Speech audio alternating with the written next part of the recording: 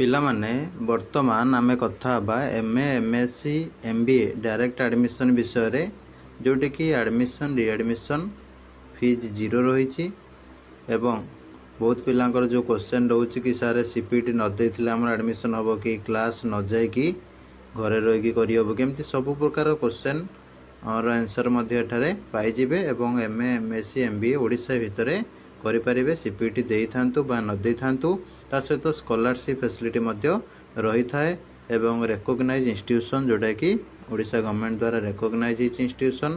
ଯିବା ବର୍ତ୍ତମାନ ଆମେ ଟପିକ୍ ଉପରୁ କ'ଣ କେମିତି ଆଡ଼ମିସନ୍ କରିବେ, କ'ଣ ରହିଛି ଡିଟେଲ୍ସ ଆଉ କେତେ କ'ଣ ସିଟ୍ ରହିଛି ସବୁଗୁଡ଼ାକ ଡିଟେଲ୍ସ ଜାଣିପାରିବେ। ସମସ୍ତେ ଭିଡ଼ିଓଟାକୁ ଶେଷ ପର୍ଯ୍ୟନ୍ତ ଦେଖୁଥାନ୍ତୁ। नमस्कार दोस्तों, इस वीडियो को लाइक करें, हमारे चैनल को सब्सक्राइब करें, इस घंटी के आइकन को दबाएं, ऑल सेलेक्ट करें हमारी सभी वीडियो सबसे पहले देखने के लिए। प्रथमे देखिबा सीट मैट्रिक्स कथा। देख बोटानी रे 48टा, chemistry 48, education 48, English 48, journalism and mass communication 120टा, कंप्यूटर साइंस रे 48, मैथमेटिक्स रे 32टा, MBA फाइनेंशियल मैनेजमेंट रे 120टा, MBA रूरल मैनेजमेंट रे 120टा, ओडिया रे 48टा, माइक्रोबायोलॉजी रे 120टा, फिजिक्स रे 32टा, पॉलिटिकल साइंस रे 48टा, जूलॉजी रे 48टा, एतिकटा सीट रही। ठीक अच्छे।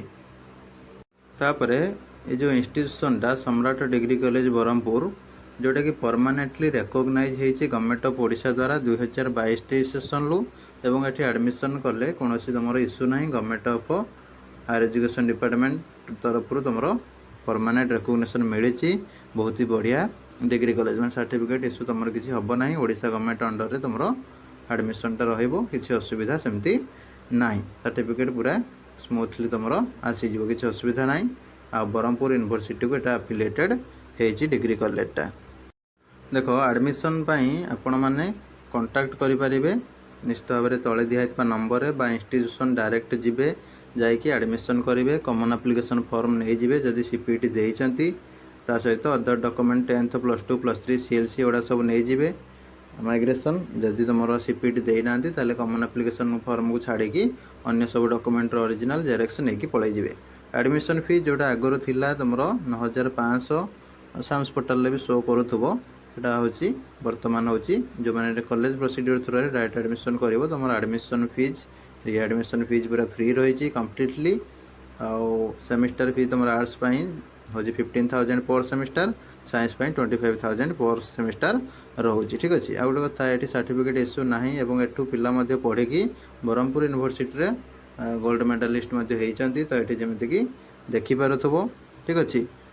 तुम मैंने इंस्टीट्यूट विजिट करके डायरेक्ट एडमिशन कर डायरेक्ट तले दिखाई नंबर कांटेक्ट करके एडमिशन कर डॉक्यूमेंट हो पठेकरी सार सहित कथा है एडमिशन कर लिमिटेड सीट्स रही। जल्दी जल्दी सब इंस्टीट्यूट कांटेक्ट करूँ, एडमिशन करूँ।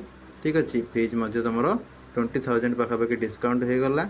एडमिशन रीएडमिशनटा पूरा फ्री कर दिया। तो से जल्दी जल्दी एडमिशन कर पकेबे, लेट करेंगे कहीं। जे लेट कर हैरान हम, सीट लास्ट बेलू रही पूरा टणाटणी होगी सीट एथर सरी चली जीव। तो जल्दी जल्दी कांटेक्ट करूँ, एडमिशन करूँ।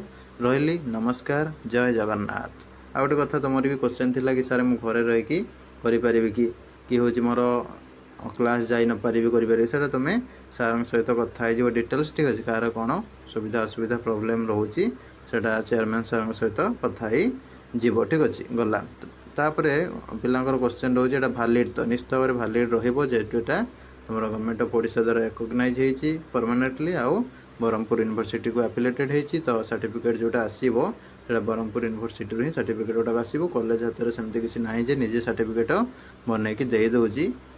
तो से तुम किसी असुविधा ना। आ जो तुम एडमिशन हो तुम साम्स पोर्टाल भी एडमिशन हो तार फी स्ट्रक्चरटा ये टाइप तुम शो कर कॉलेज प्रोसीड्यूर थ्रू एडमिशन कले तुम ये टाइप एडमिशन रीएडमिशन पूरा कंप्लीटली फ्री अनुसार तुम एडमिशन किसी टेंशन नबार ना।